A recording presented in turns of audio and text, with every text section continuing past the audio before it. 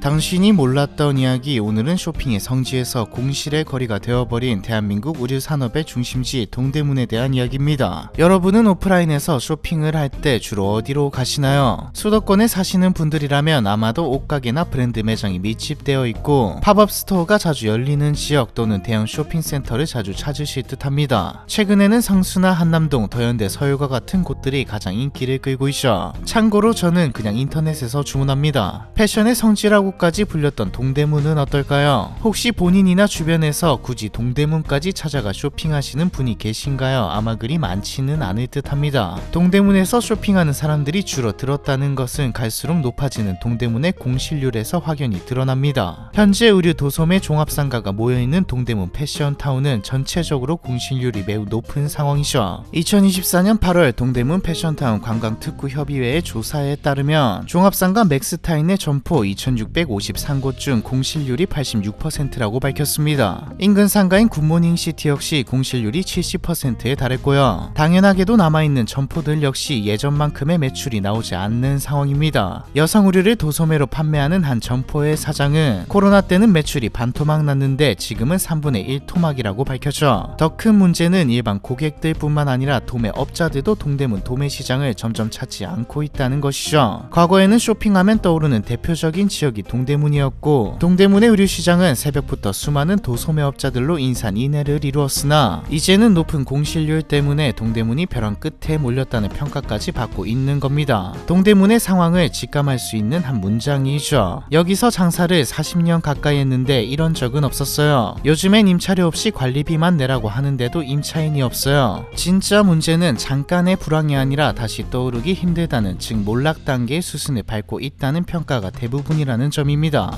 동대문은 어쩌다 이렇게 되었을까요? 팬데믹이 끝난 이후로 더 쇠퇴하고 있는 걸 보니 코로나의 여파로만 보기에는 다소 무리가 있고 근본적인 구조적인 문제가 있어 보이죠. 결론부터 말하자면 온라인 시장과 해외 공장의 약진도 있지만 동대문의 황금기를 이끌기도 했던 중국의 영향이 가장 큽니다. 과거에는 중국인들이 동대문에 옷을 사러 오기도 했고 한국의 옷을 중국에서 팔려고 도매시장에 방문했죠. 하지만 지금 동대문에서 유통되는 옷의 상당 부분이 중국산입니다. 이때까지는 디자인과 품질에서의 우위를 바탕으로 가격 공세를 이겨냈지만 중국 의류 시장의 품질이 높아지면서 물론 차이는 있겠지만 가격 대비 유의미한 차이를 내지 못하게 되면서 발길은 끊어졌죠. 이미 도매도 광저우, 항저우에 밀렸고요. 당연한 수순으로 보기도 합니다. 동대문이 몰락한 원인으로 지적받는 것 중 하나가 상인들 스스로 동대문 시장을 망쳤다는 것인데 중국인들은 한국 공장에서 만든 한국 옷을 원하는데 원가 절감을 위해 중국 공장에 맡기고 가져와서 한국산이라고 말해 팔기도 하죠. 정작 가져가 보면 원단이 다 중국 건데 굳이 한국에서 가져올 필요가 있나 싶어지는 겁니다. 중국산을 떼와서 동대문에서 중국인에게 파는 경우까지 있었고요. 소매시장은 상인들의 횡포, 갑질, 협박, 폭행의 문제도 있었죠. 아직까지도 디자인은 앞서지만 금방 말했듯 이제 중국 공장도 꽤 만들기 때문에 디자인만 가져가 중국 공장에다 맡겨버리는 경우가 엄청 많습니다. 이렇다 보니 중국 사람들이 아닌 해외 바이어의 경우에도 동대문의 메리트를 느끼지 못하죠. 한국 물가와 인건비도 과거와 달리 너무 올라버려서 메이드 인 코리아로 가격 경쟁은 불가능하고요. 그럼 동대문이 어떻게 탄생했으며 왜 지금은 쇠퇴하고 있는지 좀 더 자세하게 살펴보죠. 동대문 시장의 역사는 조선 후기로까지 거슬러 올라갑니다. 조선이 한양을 수도로 삼으면서 도성을 둘러싸고 있는 사대문, 흥인지문과 숭례문, 숙정문, 도니문이 만들어지는데 동쪽에 있는 흥인지문은 외지인들이 한양으로 들어오는 관문 역할을 했습니다. 당연히 자연스럽게 시장이 형성되기 시작했죠. 18세기 전반부터 동대문 지역에는 이미 대규모 시장이 형성되어 있었고 조선 도매시장의 본거지로 발달했습니다. 동대문 지역의 공식적인 시장이 개설된 것은 1905년이죠. 시장이 위치한 지역이 과거부터 배나무가 많았던 고개라는 뜻의 이연으로 불렸기 때문에 시장은 배우개장으로 불렸습니다. 배우개장은 곧 동대문 지역의 상업 중심지로 기능하면서 다양한 상품이 거래되었죠. 그리고 같은 해 시장의 체계적인 운영을 위해 광장 주식 회사가 설립되는데 이때부터 배우개장은 광장시장이라는 공식 명칭으로 불리게 되었습니다. 이 광장시장이 바로 동대문 시장의 전신이죠. 개설 초기 동대문 시장에서 주로 거래되던 것은 미국 어류, 과물, 자파 등이었습니다. 1922년 조선 총독부에 의한 시장 거래액 조사를 살펴봐도 총 거래액 중 농산물이 80%를 차지하고 수산물이 3%, 직물이 2%, 기타가 14%였습니다. 농산물의 거래가 압도적이었다는 것을 알 수 있죠. 되었죠. 일제강점기 시기에는 많은 변화가 일어났습니다. 당시 일제는 조선의 전통시장을 개편하고 철도, 도로, 우편, 전신의 기반을 재정비했고 경성 한복판을 관통하는 철도와 도로가 생겨나죠. 훨씬 많은 인구는 물론 물류도 원활해졌습니다. 더 많고 다양한 물건들도 들어오기 시작했고 근대적인 모습의 시장이 등장하게 되었죠. 일제의 상업정책이 기본적으로 효율에 포커스가 있었기 때문이었습니다. 수탈부터 일본 상품을 판매하고 일본의 상품을 가져가는 것까지 시스템을 만드는 게 목적이었죠. 하지만 이후 한국전쟁이 발발하면서 시장은 완전히 폐허가 되어버렸습니다. 서울이 일시적으로 북한군 손에 넘어가기도 했고 남북을 왔다 갔다 하며 전투가 벌어지면서 인구의 이동도 극심해졌죠. 그러다 전후 재건을 거치며 동대문에는 다시 시장이 생겨나고 사람들이 몰려들었습니다. 정부의 지원이나 개발 정책은 없었지만 동대문이라는 곳 자체가 사람과 물자 이동이 활발한 요지였거든요. 사람 모이는 곳에 돈이 있다라는 말이 괜히 있는 게 아니죠. 서울의 미군 부대와 정부 기관이 몰려들면서 사람은 더 많아졌습니다. 이쯤 동대문에는 생필품이나 음식, 야채뿐만이 아니라 봉제 기술자들도 들어오기 시작했고 의류도 판매되기 시작했죠. 실제로 동대문이 다른 곳에 비해 더 저렴했는지는 확인이 어렵지만 종로나 남대문보다 동대문이 싸다는 소문이 퍼지면서 손님도 동대문으로 왔고 의류 상인들도 동대문에 자리를 잡기 시작했습니다. 그리고 1960년대부터 동대문은 본격적으로 한국 의류의 중심지가 되죠. 박정희 정부의 경제개발 5개년 계획이 시행되면서 서울을 중심으로 도시화가 진행되었고 1962년부터 전쟁 피난민들이 주축이 되어 평화시장을 세우자 곧 동대문 시장 주변에 수백 개의 봉제 공장이 들어서게 됩니다. 동대문 일대는 순식간에 의류 생산의 중심지가 되었죠. 봉제 산업은 낮은 임금과 노동력을 내세울 수 있는 대표적인 산업이었습니다. 메이드 인 코리아 태그가 붙은 옷들이 수출되기 시작한 것도 이때부터이죠. 농수산물을 취급하는 점포들은 자연스레 경동시장이나 용산시장과 같은 외곽 지역으로 이전하거나 포목이나 양장, 양품 등을 취급하는 점포로 업종을 변경했습니다. 자연스럽게 부자재 시장, 원단 시장, 의류 도매상까지 동대문으로 몰려들었죠. 수출까지 잘 되자 산업은 활기를 띠었고 동대문은 명실상부 의류 공급의 중심지로 입지를 다졌습니다. 동시에 이전까지는 옷을 맞춰 입거나 일반 서민들은 옷감을 사와 옷을 만들어 입기도 했는데 기성복이 유행하고 팔리기 시작하면서 평화시장은 더 커졌죠. 1970에서 80년대에는 한국의 경제 분위기가 바뀌기 시작했습니다. 특히 80년대는 한국이 본격적으로 성장을 시작한 시기였죠. 3조 호황도 있었고 88올림픽으로 세계의 이름을 알리기도 했습니다. 결정적으로 국민 소득이 올라가기 시작하면서 내수 시장이 커지기 시작했죠. 80년대 컬러 TV의 시작과 더불어 교복 자유라 패션 잡지도 창간되었습니다. 반대로 소득이 오르면서 가격 경쟁력이 좀 떨어져 수출에는 불리해지긴 했지만요. 이전까지 수출만 바라보던 의류기업들은 국내 소비자들에게 눈을 돌렸습니다. 이때 동대문은 이미 의류를 생산하고 판매하는 데까지 모든 프로세스가 다 갖추어진 곳이었기에 자연스럽게 상권도 형성되었죠. 종로와 명동에는 백화점과 브랜드 상점들이 들어섰습니다. 반대로 동대문은 대중적이고 유행을 빠르게 반영한 옷들을 대량으로 혹은 싸게 파는 이미지를 가지고 활기를 띠었죠. 그런데 사실 이때부터 유명했던 게 상인의 횡포였습니다. 싸다고 불러놓고 비싸게 부르고 안 사면 협박하고 뭐 이런 것들 말이죠. 어찌되었든 국민 소득은 올랐어도 일반 서민들은 가격이 상품의 가장 중요한 요소인 건 여전했고 소매점은 주간에 도매점은 심야나 새벽에 거래를 하는 구조로 운영되며 서울을 넘어 전국의 옷 상인들이 모여드는 의류도매 중심지로 자리 잡았습니다. 1990년대 중후반에 접어들면서 동대문 상권은 대형 패션몰의 등장으로 새로운 전기를 맞습니다. 이 시기 아트프라자를 빼고 이야기할 수 없죠. 평화시장 동쪽에 현대식 패션몰의 시초이자 기존의 평화상가군과 차별화되는 아트프라자가 들어서면서 많은 게 변화했거든요. 90년대 이전까지만 해도 동대문은 저가 상품, 남대문은 고급 의류 생산 판매라는 인식이 많았지만 아트프라자가 들어서고 또 캐주얼 패션이 유행하면서 남대문은 동대문에 압도되고 맙니다. 남대문에서는 상상도 못하는 가격에 의류를 판매했고 결정적으로 도매 상인들까지 남대문에서 다 뺏어왔죠. 개점 시간도 아트프라자의 무기 중 하나였습니다.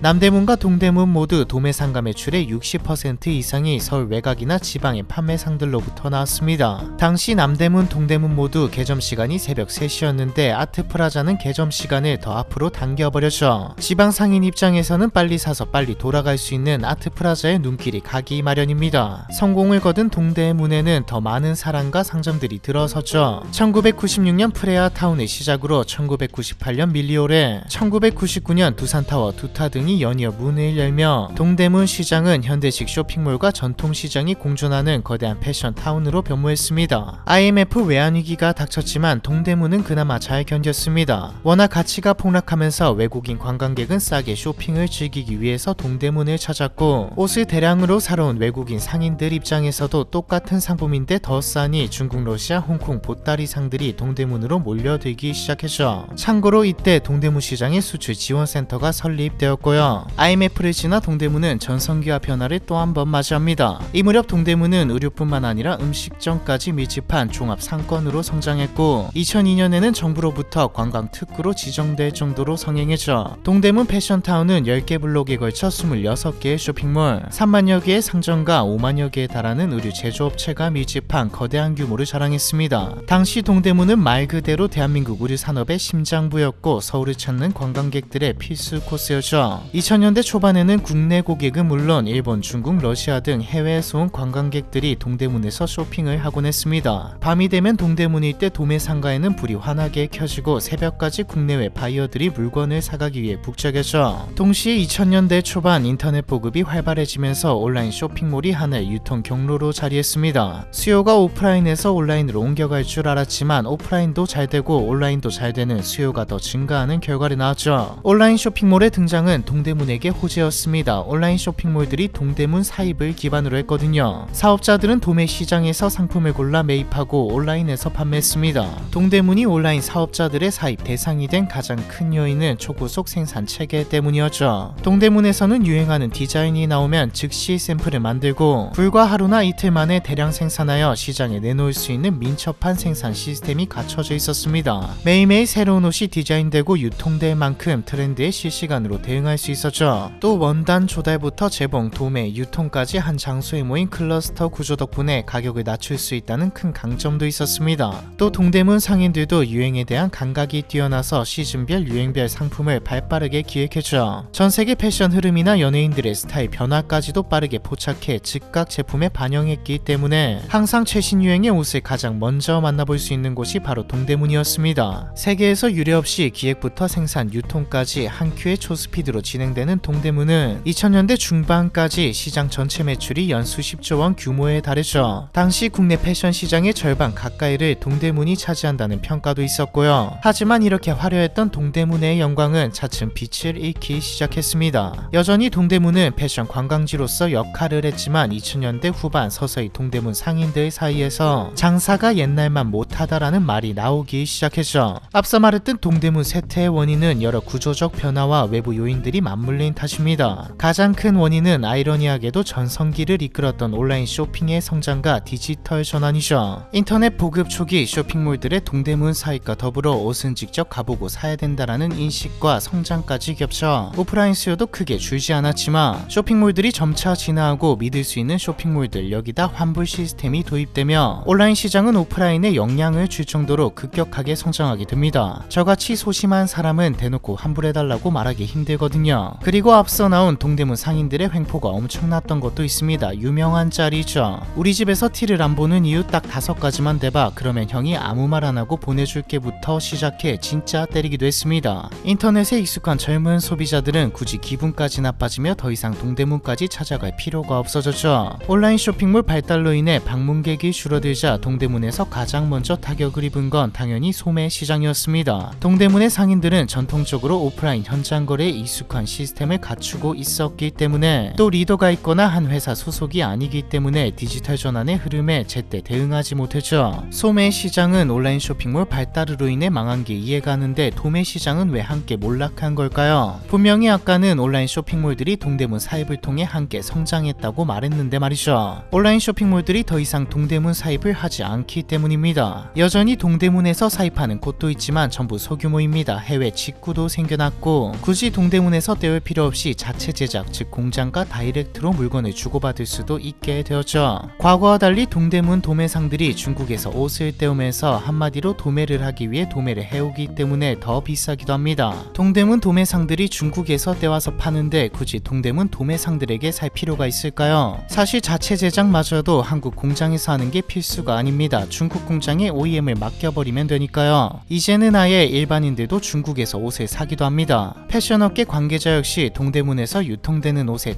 절반 이상이 중국산으로 대체된 데다 알리와 테무에서 비슷한 옷을 싸게 주문할 수 있는데 누가 동대문을 찾아오겠냐라고 말했죠. 중국뿐만 아니라 의류를 저가로 만들어낼 수 있는 국가는 멀지도 않고 아시아에 지금도 많습니다. 국내 시장의 구조적 문제도 있습니다. 동대문 상권이 활성화되던 시기 동대문의 임대료가 크게 상승하면서 상인들의 비용 부담이 늘자 자연히 제조 원가도 상승했고 물건 가격도 상승했죠. 여기다 인건비 상승으로 과거 동대문의 강점이었던 가격 경쟁력이 약화되자 많은 의류 생산 공장들이 서울 외곽이나 중국 등 해외로 이전하는 사태가 발생했습니다. 그 결과 동대문 특유의 기획 생산 유통 라인이 서서히 붕괴되기 시작했고요. 동대문의 주요 일감이었던 봉제 노동자들의 고령화와 신규 인력 부족도 큰 문제로 대두되었습니다. 수십 년 경력의 재봉 장인들이 은퇴하고 있지만 젊은 세대의 유입이 부족해 세대 교체에 실패하게 되었죠. 아울러 동대문 시장 내부에서 지나친 경쟁으로 인해 서로의 디자인을 베끼는 관행이 만연해진 것도 동대문 패션 생태계 내부의 구조적 한계입니다. 그저 서로 베끼는 데에만 치중하다 보니 창의적인 브랜드 자산을 키우지 못했고 동대문의 경쟁력은 가격 말고는 내세울 게 없어졌죠. 근데 이 가격마저도 중국에게 먹힌 것이고요. 이 모든 것들의 결과 현재 동대문은 임차료 없이 관리비만 내라고 해도 임차인이 나타나지 않는 실정에 이르렀습니다. 그나마 도매 시장이 기존 단골 거래처들로 근근히 유지되고는 있지만 공실률 증가 추세는 도매 상가도 예외가 아니어서 시간이 갈수록 비어가는 점포가 늘어나고 있죠. 그런 민심도 있고 도매도 죽어가고 있는데 해결 방법은 있을까요? 일단 과거처럼 살려내겠다는 불가능합니다. 경쟁 상대가 좀 비벼볼만 하다면 모를까 가격과 스피드 면에서 중국을 따라갈 수가 없는 상황이죠. 인건비에다 물가까지 한국은 이제 제조업을 통해서 저가 공세로는 어떻게 해볼 수 있는 국가가 아니게 되었습니다. 한국에서 저가 상품을 내려면 해외 공장에서 가져와야 하죠. 아예 관광지로 포지셔닝을 하자는 방안도 있고 디지털 전환을 해보자는 말도 있지만 이게 하나같이 쉽지는 않죠. 그런 브랜드를 만들어 상인들이 브랜딩을 해야 하는데 이게 동대문 상인들이 그렇게 유리한 위치를 점할 수 있는 게 아니라서 의문입니다. 상품의 기본은 지좋고 싼 가격이 맞지만 브랜드를 만드는 건 이것 이상의 일이니까요. 성공 사례도 몇 개 있긴 하지만 그 사람이 잘한 거지 동대문이라는 게 메리트로 작용했다고 보기는 힘들죠. 제일 현실성 있어 보이는 방안은 패션 창업 생태계와 연결하는 것으로 보입니다. 이건 제 의견이기는 하지만 도쿄의 시부야나 뉴욕의 가먼트 디스트릭트, 런던의 쇼디치와 같이 패션 스타트업들이 모여드는 곳으로 만든다면 여전히 원단 시장과 봉제 공장, 부자재 상가가 있는 동대문은 엄청 큰 메리트가 될 수 있죠. 즉 지금 있는 사람들이 아니라 패션 스타트업 창업자들이 새로 유입되어야 합니다. 이것도 정부가 아니라 창업가가 나서서 주도해야 하는 것이긴 하지만 환경 정도는 만들어줄 수 있을 것 같습니다. 적어도 공간이라도 제공해주는 방식으로 말이죠. 한국 패션의 중심에서 몰락을 눈앞에 두고 있는 동대문에 대한 이야기, 이번 편은 여기까지입니다.